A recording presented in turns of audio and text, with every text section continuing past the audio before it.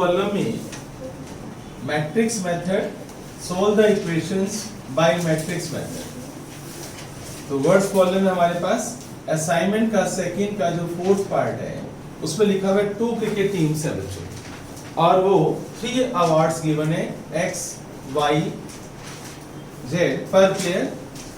3 awards given है two point bowling, excellent batting and unparalleled fielding, ठीक है ना। The first team paid respectively 2, 2 and 1 players for the above values.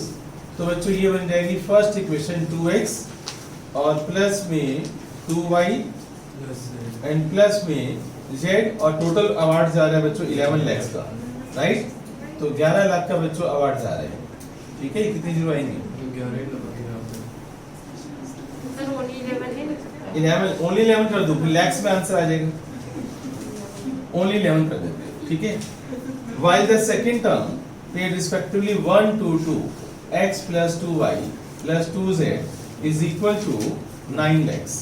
If total award for money for one person 6 lakhs, यानी x plus y plus z is equal to 6। जिसको जब हम solve करेंगे matrix method से, आवाज नहीं बच्चों, पहले हम इसको आराध्या बेटी सब समझ में आ रहा है तुझे? तो इसकी ना हम मैट्रिक्स बनाएंगे। ये सब तुझे आता है 2, 2, 1, 1, 2, 2, 1, 1, 1, फिर x, y, z लिखना यहाँ पर, ठीक है। और is equal to column matrix में 11, 9, 6, क्लियर। फिर यहाँ पर इसको हम लिखेंगे a x is equal to b, x is equal to a inverse b।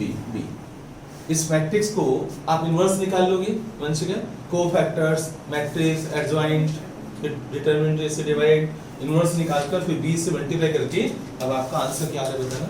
Inverse आ रहा है x is equal to, right answer. Solve करने पर बच्चे खुद सोल्व कर लेंगे, सही बच्चे बोल रहे हैं ना। 3, 2, 1। तो x की वैल्यू 3 आएगी, y की वैल्यू 2 आएगी, z की वैल्यू 2 आएगी। आप सोल्व करना, नहीं आएगी तो फिर बताना मुझे, क्योंकि मैं इस पर टाइम वेस्ट नहीं करना चाहता। सबको आता है ये कैसे सोल्व करते हैं। इक्वेशंस में कुछ प्रॉब्लम है तो बताओ। हाँ बच्चों, अब बोर्ड पर देखो आप, A मैट्रिक्स आपको गिवन है -4, 4, 4, -7, 1, 3, 5, -3, -1। B मैट्रिक्स है 1, -1, 1, 1, -2, -2, 2, 1, 3। Find AB, hence solve the equation. ये जो वर्ड है बच्चों, हेंस सोल्व द इक्वेशन, इस पर आप स्ट्रेस देना, हेंस सोल्व द इक्वेशन। यानी आप इन इक्वेशंस को कोफैक्टर मेथड से सोल्व नहीं करोगे। देखो इन इक्वेशंस को आप कोफैक्टर मेथड से सोल्व कर सकते हो, पर यहाँ पर कंडीशन लगा दी है, हेंस लिखा हो, दस लिखा हो, यूजुअल लिखा हो। इसका मतलब है आप, मैं यहाँ बड़ा बड़ा लिख रहा हूँ, don't apply cofactors method, don't apply cofactors method. मैंने बड़ा बड़ा लिख दिया, तुम भी लिखो, सभी बच्चे अपने रजिस्टर में लिखेंगे डोंट अप्लाई कोफैक्टर्स मेथड। इसको हाईलाइट करो बच्चों, इस चीज को लिखो जो मैं बोल रहा हूँ, हाईलाइट करो इस चीज को, डोंट अप्लाई कोफैक्टर्स मेथड। सबसे पहले सभी बच्चे मुझे ए बी निकाल कर देंगे। फास्ट बच्चों, ए बी, ए और बी को मल्टीप्लाई करो। यस बच्चों, कुछ बच्चों ने मुझे बताया कि ए बी, जब हम ए बी को सोल्व करेंगे कितना आ रहा है बच्चों? 8i। 8i का मतलब क्या होगा? यू नो बच्चों, 80000800008 ऐसे आ रहा है बच्चों, और 8 आप कॉमन ले लो तो this is equal to 8i।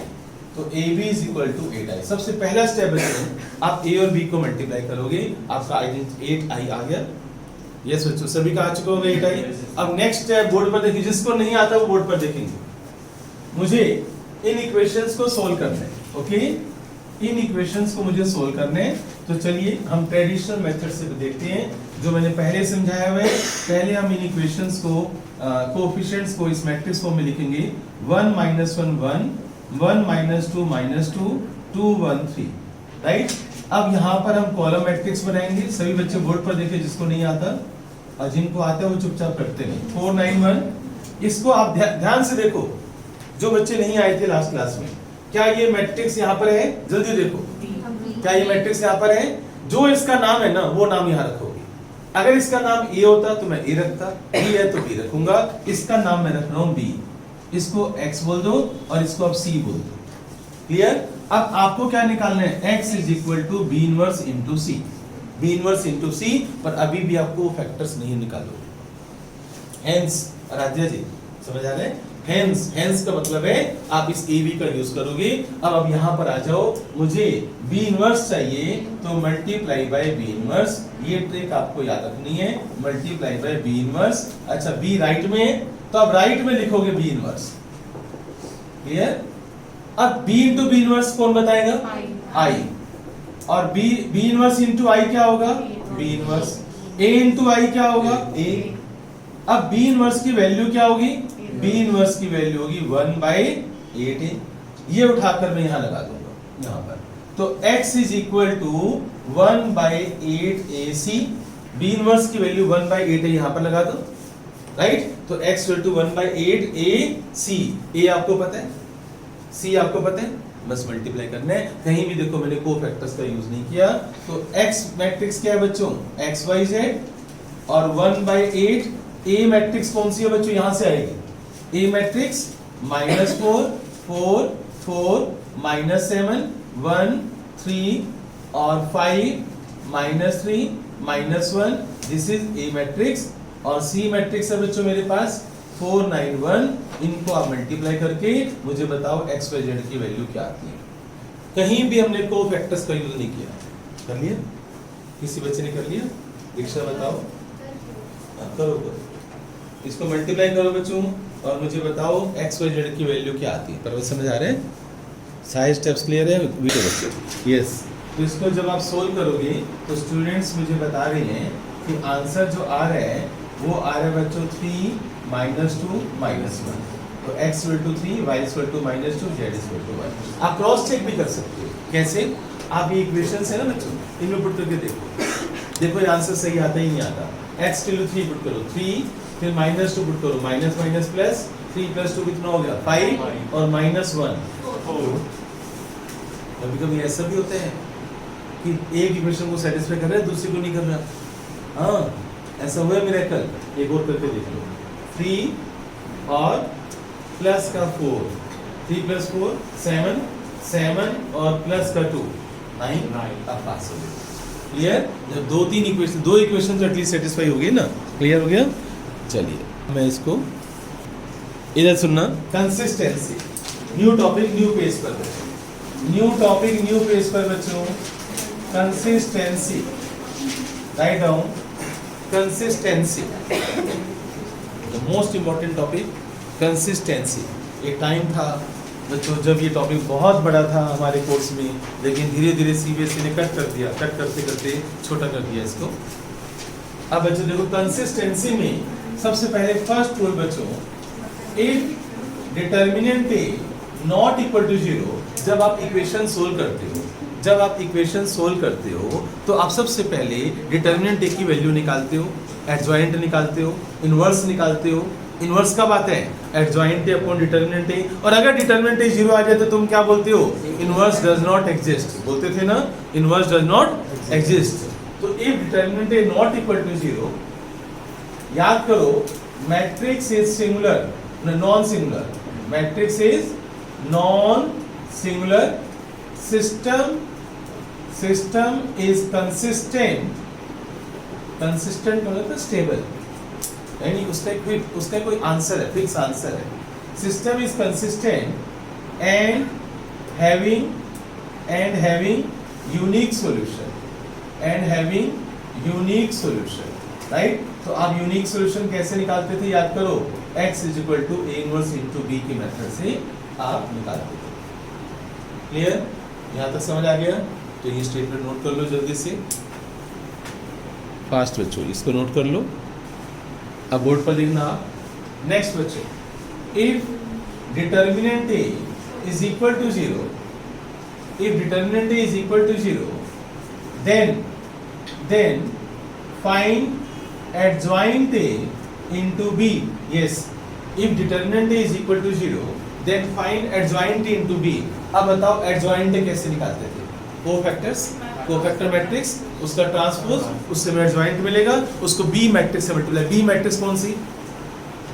जो राइट साइड में नहीं होती थी कॉलम मैट्रिक्स, इक्वेशंस के राइट हैंड साइड पर इज इक्वल टू में जो नंबर होते थे वो B matrix, column matrix, right? आप मल्टीप्लाई करोगे। अब पहले समझ लो, अब नोट मत करो, पहले समझ लो। इसमें दो केसेस बनेंगे। Case 1, if adjoint A into B is equal to null matrix. This is not O, this is null matrix. O is null matrix. null matrix. अगर adjoint A को तुमने 20 से मल्टीप्लाई किया, आंसर तुम्हारा null matrix आया, then board पर देखना बच्चों, then system is consistent. Then system is consistent and having infinite solution. Having infinite solution. फिर बोर्ड पर देखो आप, system is consistent, having infinite solution. ये बात समझ गए? सेकंड केस 2 में क्या आएगा? If adjoint A into B not equal to O, यानी आपने जब adjoint A को 20 से मल्टीप्लाई किया, जब आपने adjoint A को 20 से मल्टीप्लाई किया, आपका आंसर null matrix नहीं आया. adjoint A into B null matrix नहीं आया. Then system is inconsistent. System is inconsistent and no solution. अब बताओ, कोई डाउट है तो इनके ऊपर हम एक क्वेश्चन कर लेंगे. फर्स्ट पार्ट जो फर्स्ट रूल है उसके क्वेश्चन आप अभी तक करते आ रहे हो. सेकंड रूल का मैं एक क्वेश्चन करवा देता हूँ. क्लियर? आप ये बोलते थे 10th क्लास में A1 by A2 is equal to B1 by B2 is equal to C1 by C2. तो लाइन्स आर कोइंसिडेंट, एक के ऊपर एक लाइन्स आर कोइंसिडेंट, एक के ऊपर एक ओवरलैपिंग बोलते थे ना, और से बोलते थे ना इनफाइनाइट सॉल्यूशन. और उसके बाद A1 by A2 is equal to B1 by B2 not equal to C1 by C2. यहाँ पर आप क्या बोलते थे? Lines are parallel and no solution बोलते थे ना. इसको बोलते थे ना इनकंसिस्टेंट. तो समझ लो ये टॉपिक भी वही है. कुछ रिजेंबल करवाया मैंने. ओके बच्चों, अब सुनो इधर. Check for consistency. एग्जाम में ऐसा क्वेश्चन आ सकता है, चेक फॉर कंसिस्टेंसी. सोल्व करने को यूनिक सॉल्यूशन वाला ही आएगा बस. Check for consistency.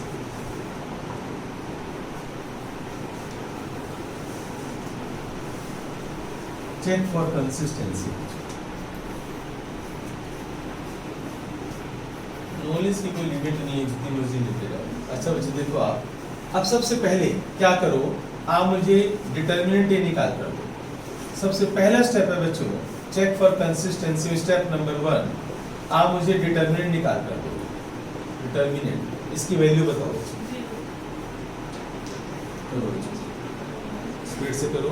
सबसे पहले इसकी वैल्यू निकालो, और इसके मुझे कोफैक्टर्स भी चाहिए. C11, C12, C13, C21, C22, C23, इनके कोफैक्टर्स C31, C32, C33, सभी के कोफैक्टर्स निकालो बच्चों. डिटर्मिनेंट ए बताओ क्या आ रहा है फास्ट बच्चों? 0 आ रहे हैं. अगर जिस बच्चे का -1 आ रहा है, जिस बच्चे का -1 आ रहा है, ये क्वेश्चन मान लो 2 नंबर का है, जिस बच्चे का -1 आए, बताओ हम उसके साथ क्या करेंगे?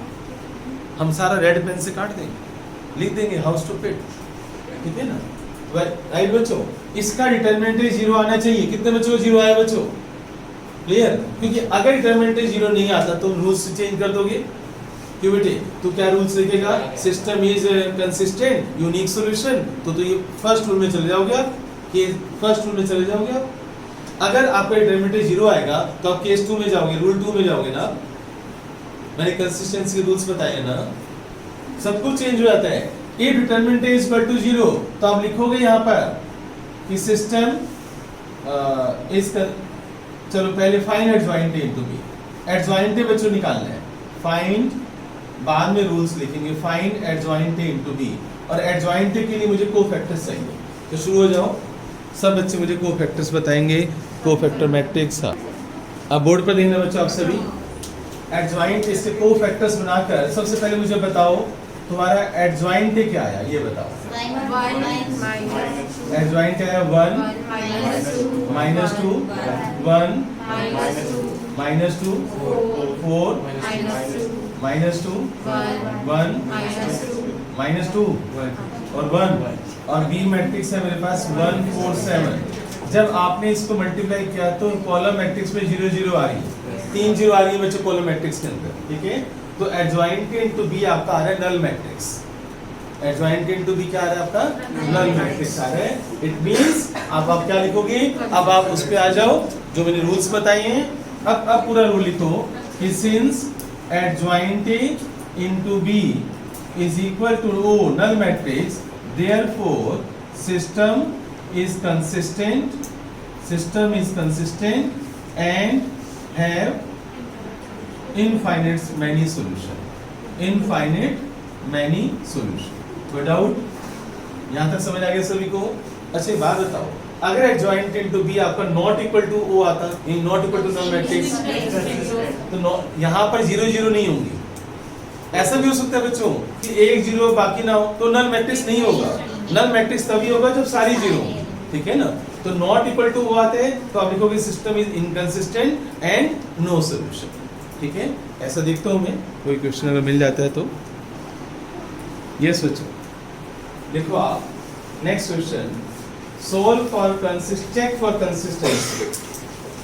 For consistency x minus y plus 2z is equal to 3, 2x plus y plus 3z is equal to 5, x minus 2y minus z is equal to 1, x minus y plus 2z is equal to 3, 2x plus y plus 3z is equal to 5, x minus 2y minus z is equal to 1. Check for consistency.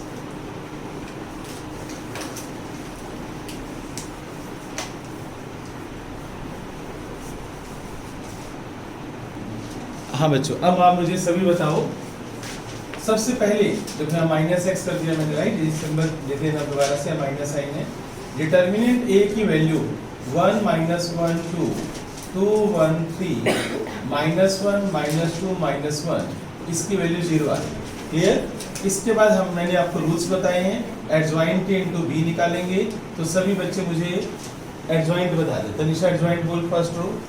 Sir 5 -1 -1 -3 -5 हाँ 1 हाँ -5 1 3 3 -5 -5 1 1 3 3। और B matrix कौन सी है? 3 5 1, ठीक है। जब आप इसको बोर्ड पर देखना बच्चों, आप एडजॉइंट इनटू बी करोगे, आप जब मल्टीप्लाई करोगे, अब बताओ क्या आंसर आ रहा है कॉलम मैट्रिक्स में? सर -15 -15 है 3 हाँ 3 9 9। चेक करो बच्चों, ये ट्रांसपोज होएगा, ये तनिषा अब दोबारा बताओ बच्चों। एक सेकेंड एडजॉइंट पे बताओ। 5 -5 -5 -1 1 1 -3 3 3। और अब आप मल्टीप्लाई करोगे 3 5 1 से। अब बताओ क्या आंसर आ सर रहा है? आंसर तो वही है -15 3 9। 3 और 9।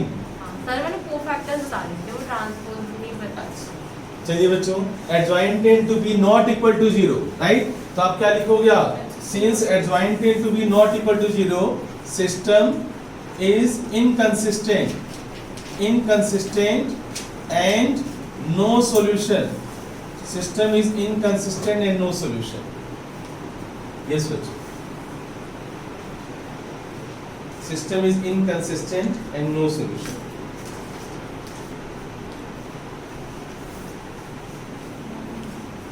नेक्स्ट बच्चों, ये सभी बच्चों ने नोट कर लिया होगा। एक सेकंड मुझे कुछ करना है, लिखो आप determinant A is equal to -1, determinant B is equal to 3, find determinant of 7AB where order इसका बच्चों दे रखा है, मैट्रिक्स का ऑर्डर 3/3 है। Order of the matrix is 3/3। Order of the matrix is 3/3।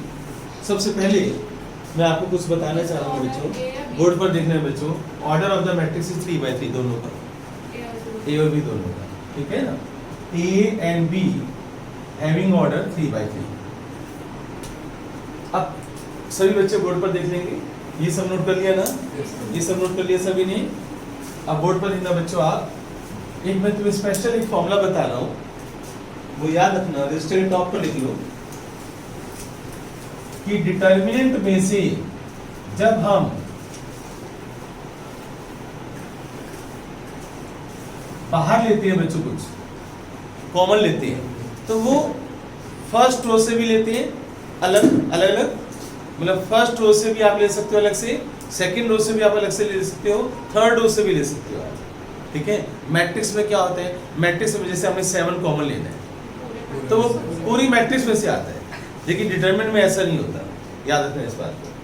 तो determinant of 7 into A B है, determinant of 7 into A B है। तो इसमें आप क्या करोगे, सबसे पहले आप 7 और ऑर्डर क्या है इसका 3 है, ए और बी को तुमने मल्टीप्लाई किया, दोनों मैट्रिक्स को मल्टीप्लाई करोगे तब भी ऑर्डर क्या आएगा 3/3 आएगा। तो 7 7 7 3 बार बाहर आएगा। 7 जो है ना डेटा, इसको आप ऐसे समझो के A is equal to k raise to power n into determinant A. Determinant of k A is equal to k raise to power n into determinant A, where n is the order of the matrix. तो अगर आप 7 बच्चों बाहर अलग करते हो तो 7 raise to power n, n का मतलब होगा यहाँ पर 3, और डिटर्मिनेंट ऑफ ए बी का मैंने आपको फॉर्मूला बताया था, क्या बताया था, डिटर्मिनेंट ए इंटू डिटर्मिनेंट बी। याद है मैंने छोटे छोटे फॉर्मूले एक साथ लिखवाए थे, मैंने लिखवाए हैं, अच्छा नहीं ये वाले फॉर्मूले तो लिखवाए हैं, राइट। अब आप ये वाला फॉर्मूला वहीं पर चाहे नोट कर लो, ये रजिस्टर के टॉप पर नोट करो। 7 क्यूब बताना है बच्चों कितना होता है 343, और इनटू डिटरमिनेंट ए की वैल्यू -1 और इसकी वैल्यू दिस, इसको अब सोल्व करो आप, -1029। तो इसका आंसर आ गया। ये फॉर्मूला बच्चों रजिस्टर के टॉप पर लिख लो, या उन फॉर्मूले जहां पर लिखे हुए रजिस्टर पर, या वहीं पर लिख लो इस फॉर्मूले को। तो जल्दी से आप नोट करो, ये फर्स्ट क्वेश्चन जो मैंने करवाया इसके स्टेप्स देख लो आप कि कैसे किया है।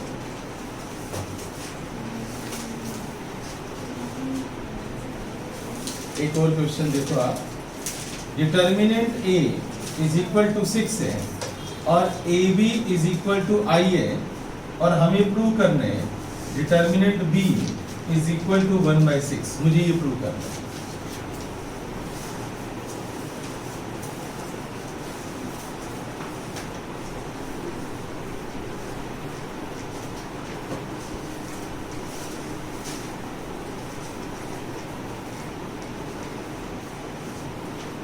ये सोचो, बोर्ड पर देखो आप, डिटर्मिनेंट ए की वैल्यू 6 है, A B equal to I है, prove that determinant B equal to 1/6। कैसे करोगे आप, बोर्ड पर देखो, ये सोचो, A B equal to I दे रखे, यहां से आप स्टार्ट करो, A B is equal to I. I बच्चों कौन सी मैट्रिक्स होती है 1 0 0 0 1 0 0 0 1। अब डिटर्मिनेंट लगा दो आप, डिटर्मिनेंट ऑफ 1 0 0 0 1 0 0 0 1। सोचो बच्चों आप 1, इसको आप 2/2 ले लो तब भी आंसर बना है। मान लो बच्चा कहते सर मैं तो 2/2 लूंगा, तो 2/2 ले ले भाई, ठीक है ना। वही तो मैंने समझाने के लिए लिखा है भाई, आइडेंटिटी मैट्रिक्स का जो डिटरमिनेंट होगा वो 1 ही तो होगा, चाहे वो 2/2 हो चाहे 3/3 हो। तो अब इसको हम लिख सकते हैं determinant A into determinant B equal to 1, yes और नो। ये 1 है, दिस इज नॉट आई भाई, आई की वैल्यू 1 ही तो होगी, चाहे वो 2/2 हो चाहे 3/3 हो। अब डिटर्मिनेंट ए की वैल्यू क्या है 6, तो 6 into determinant B equal to 1, hence prove. क्या प्रूव हो गया बच्चों, determinant B equal to 1/6।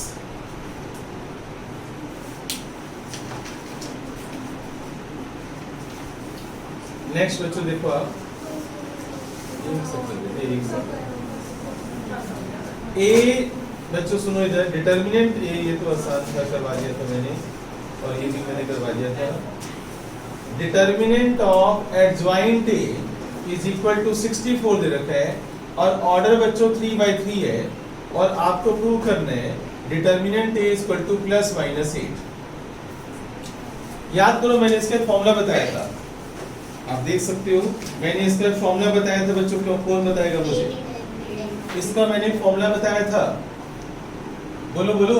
Determinant A raise to power n minus 1। बच्चों मुझे एग्जाम में साथ ले जाना।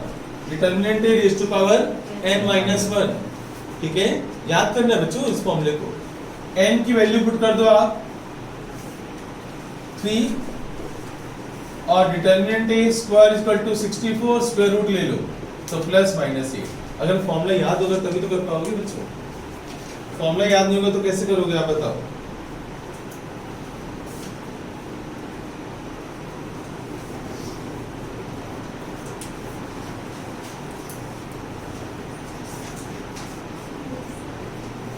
एक लास्ट क्वेश्चन, बस last. Determinant A equal to 2a और आपको प्रूव करना है determinant of a into a transpose is equal to 4। Yes बच्चों, बोर्ड पर देखो आप, डिटर्मिनेंट a की वैल्यू 2 है और आपको प्रूव करना है determinant of a into a dash equal to 4। कैसे प्रूव करोगे बच्चों, कौन बताएगा? डिटर्मिनेंट a की वैल्यू 2 है और आपको ये प्रूव करना है। अच्छा चलो हिंट देता हूं, आप इस फॉर्मूले का यूज करो जो मैंने जहां पर फिंगर रख दी। मैंने आप लोगों को बताया था बच्चों कि एक मैट्रिक्स है, राइट, उसको आपने डिटरमिनेंट का साइन देकर एक्सपेंड कर दिया, आंसर 5 आया। अब उस मैट्रिक्स का ट्रांसपोज करो फिर एक्सपेंड करो, आंसर 5 ही तो आएगा। यानी अगर किसी मैट्रिक्स का हम ट्रांसपोज कर देते हैं और उसको एक्सपेंड करते हैं, करके देख लेना, आप कोई भी मैट्रिक्स ले लो, उसको एक्सपेंड करो, फिर उसका ट्रांसपोज करो, फिर एक्सपेंड करो, आंसर सेम आएगा, राइट। तो इसके लिए आपको क्या करना पड़ेगा? We know that determinant of a is equal to determinant of a dash. दोनों इक्वल होते हैं, दोनों इक्वल होते हैं भाई। तो बच्चों यहां पर देखो आप, अब डिटर्मिनेंट ऑफ a डैश, तो यहां पर ये वाला फॉर्मूला लगाओ। डिटर्मिनेंट ऑफ a b क्या होता है? Determinant a into determinant b, तो determinant of a into determinant of a dash, and both are same, यानी ये भी 2 है, ये भी 2 है, आंसर 4। खत्म।